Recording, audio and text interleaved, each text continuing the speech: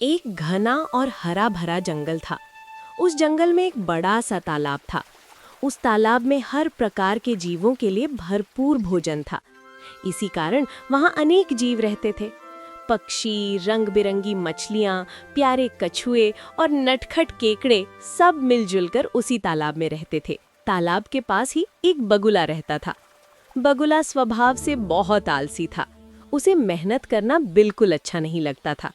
उसकी आंखें भी कमजोर थीं। मछलियां पकड़ने के लिए मेहनत करनी पड़ती है और यही बात उसे बहुत खलती थी। इसी आलस की वजह से वो अक्सर भूखा ही रह जाता था। वो एक टांग पर खड़ा होकर अक्सर यही सोचता रहता, ऐसा क्या करूं कि बिना हाथ पैर हिलाए रोज खाना मिल जाए। एक दिन उसे एक उपाय सूझा। उसने सोचा, आज इसे आजमा कर देखते हैं। अगले दिन बगुला तालाब के किनारे खड़ा हो गया और आंखों से आंसू बहाने लगा। हाय हाय, ये देखकर एक केकड़ा उसके पास आया और बोला, मामा, भोजन के लिए मछलियां पकड़ने की बजाय आप यहाँ रो क्यों रहे हो? बगुले ने जोर की हिचकी ली और भराई हुई आवाज में बोला, बेटे, बहुत कर लिया मछलियों का शिकार। अब मैं ये गलत काम नहीं करूँगा। मेरी आत्मा जाग गई है। अब मैं पास आई मछलियों को भी नहीं पकड़ता।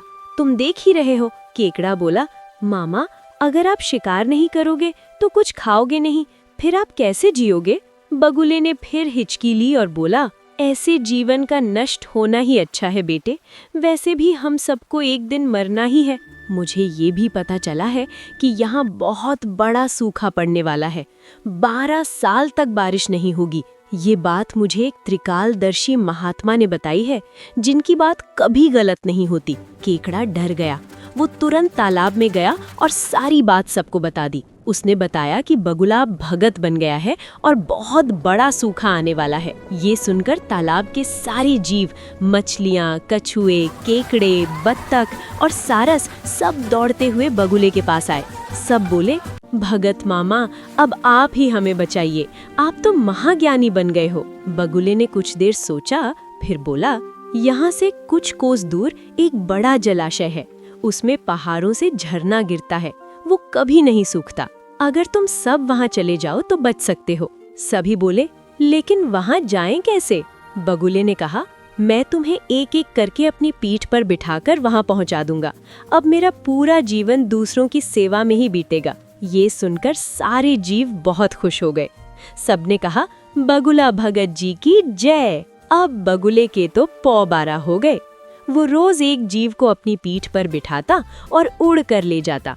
वो उसे अपनी पीठ पर रखकर दूर तक उड़कर ले जाता, लेकिन वो उन्हें जलाशय नहीं, एक चट्टान के पास ले जाता और वहां खा जाता। कभी कभी उसका मन होता तो वो 2 चक्कर लगाकर 2 जीवों को भी खा जाता। धीरे धीरे तालाब में जीवों की संख्या कम होने लगी। चट्टान के पास हड्डियों का ढेर लग गया। बगुला खूब खाने लगा। वो मोटा ताजा हो गया। उसके पंख चमकने लगे और चेहरे पर लाली आ गई। दूसरे जीव कहते, देखो, सेवा और पुण्य का फल भगत जी को मिल रहा है। बगुला मन ही मन हंसता और सोचता, दुनिया कितनी भोली है। थोड़ी सी चालाकी से बिना मेहनत कितना अच्छा खाना मिल रहा है। बहुत दिनों तक यही चलता रहा। एक दिन केकड़े ने कहा, मामा, आपने सबको पहुंचा दिया, लेकिन मेरी बारी अभी तक नहीं आई। बगुले ने कहा, बेटा, आज तुम्हारी ही बारी है। आओ, मेरी पीठ पर बैठो। केकड़ा खुश होकर बैठ गया और बगुले ने केकड़े को अपनी पीठ पर बिठाया और चट्टान की ओर उड़कर ले गया। जब वे चट्टान के पास पहुंचे तो केकड़े ने हड्डियों का पहाड़ देखा। वो घबरा गया और बोला, मामा, ये हड्डियों का ढेर कैसा है? वो जलाशय कितनी दूर है? बगुला ठहाके मारकर हंसा। मूर्ख, कोई जलाशय नहीं है। मैं सबको यहाँ लाकर खाता हूँ। आज तुम मारे जाओगे। केकड़ा सब समझ गया।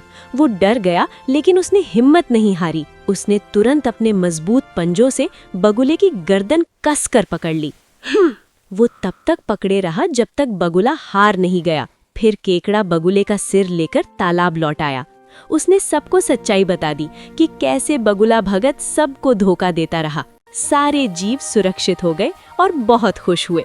तो बच्चों, ये कहानी हमें ये सीख देती है कि किसी की भी बात पर आंख मूंदकर भरोसा नहीं करना चाहिए। मुसीबत में धैर्य और बुद्धिमानी से काम लेना चाहिए। मेरी चैनल को सब्सक्राइब करो, लाइक और सबको शेयर करो।